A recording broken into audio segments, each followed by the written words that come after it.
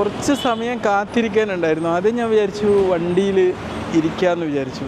പിന്നെ വിചാരിച്ചു വണ്ടിയിൽ ഇരുന്നുകൊണ്ട് ഇപ്പോൾ എന്താ കാര്യം, അതിൻ്റെ ഉള്ളിൽ ഒന്ന് മുഷിഞ്ഞിരിക്കണം. ഞാൻ നല്ല കൊടും ചൂടുള്ള ഈ ഒരു സാഹചര്യത്തിൽ വെറുതെ വണ്ടീൻ്റെ പുറത്ത് വന്ന് കുറച്ച് വെയിൽ കൊള്ളുകയാണ്.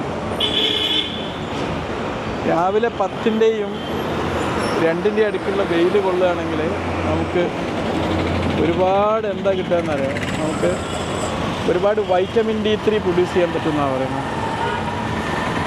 കുറച്ച് സമയം കൊണ്ടാൽ മതി, ഒരു 10-20 മിനിറ്റെങ്കിലും കൊണ്ടാൽ മതി. ഈ നമ്മളെ എന്താ പറയുക, ഈ സോളാർ പാനലിൽ നിന്ന് ഇലക്ട്രിസിറ്റി ഇങ്ങനെ അബ്സോർവ് ചെയ്തെടുക്കുക എന്ന് പറയില്ലേ, അതുപോലെയാണ് ഈ വൈറ്റമിൻ D3 എന്ന് പറഞ്ഞാൽ. ഇത് നമ്മുടെ ശരീരത്തിലേക്ക് പതിയണം.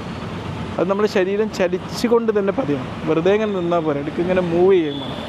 എന്നിട്ട് പതിയുമ്പോൾ എന്താക്കുക, എന്നിട്ട് നമ്മുടെ ശരീരം അത് വൈറ്റമിൻ D3 ഈ സൺലൈറ്റ് ആഗിരണം ചെയ്തിട്ടാണ് അതിൻ്റെ സഹായത്തോടെയാണ് പിന്നെ വൈറ്റമിൻ D3 ഉൽപ്പാദിപ്പിക്കുന്നത്.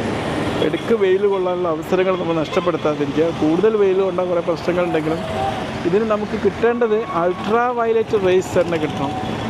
ഈ സൺലൈറ്റിൽ നിന്ന് കിട്ടുന്ന അൾട്രാ വയലറ്റ് റേസ് നമുക്ക് പതിഞ്ഞാൽ അതാണ് UV റേസ് ആണ് നമ്മൾ എന്തിനു സഹായിക്കുന്നത്, ഈ വൈറ്റമിൻ D3 പ്രൊഡ്യൂസ് ചെയ്യാൻ സഹായിക്കുന്നത്. വൈറ്റമിൻ D3 നമ്മുടെ ശരീരത്തിലെ പല കാര്യങ്ങളും നടക്കാൻ ഏറ്റവും അനിവാര്യമായിട്ടുള്ള കാര്യമാണ്. ഇപ്പോൾ പ്രത്യേകിച്ച് കാൽസ്യമൊക്കെ അബ്സർവ് ചെയ്യണമെങ്കിൽ വൈറ്റമിൻ D3 കിട്ടണം. കഴിഞ്ഞ ദിവസം കാലൊക്കെ വളഞ്ഞിട്ടൊരു കുട്ടി വന്നിരുന്നു.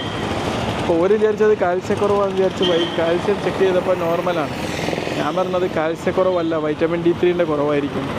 പ്രത്യേകിച്ച് ചെക്ക് ചെയ്യാനൊന്നും നിന്നില്ല, കാരണം ഒരു ലക്ഷണം കണ്ടാൽ അറിയാം വൈറ്റമിൻ D3ൻ്റെ കുറവാണ്. ചെക്ക് ചെയ്യാൻ കുറച്ച് കൂടുതൽ പൈസയാവുമല്ലോ. അപ്പോൾ ഞാൻ പൈസ പോകണ്ടെന്ന് വിചാരിച്ച് വൈറ്റമിൻ D3 എഴുതി കൊടുത്തു. അപ്പോൾ വൈറ്റമിൻ D3 കിട്ടണമെങ്കിൽ നമ്മൾ വെയിൽ തന്നെ കൊള്ളണം. വെയിൽ അല്ലാതെ ഭക്ഷണത്തിലൂടെ ഒന്നും അത് കിട്ടുന്ന ഒരു സാഹചര്യവുമില്ല. ഓക്കെ.